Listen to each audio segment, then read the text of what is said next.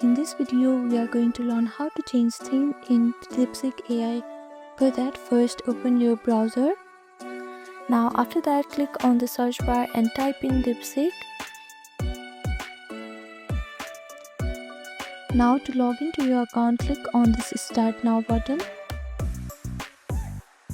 Here you have to type in your password and email address to log into your account, or you can directly log in with your Google account.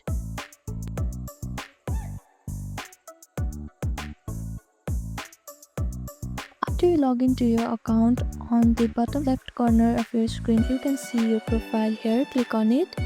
Now click on the settings option. Here you can see this theme option and it is set as system by default. Now click on this drop down menu and here you can see two different options that you can choose from.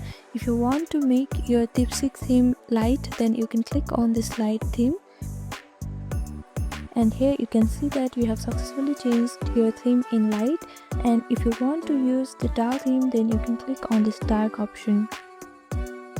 So these are the simple steps to change your theme in DeepSeek AI.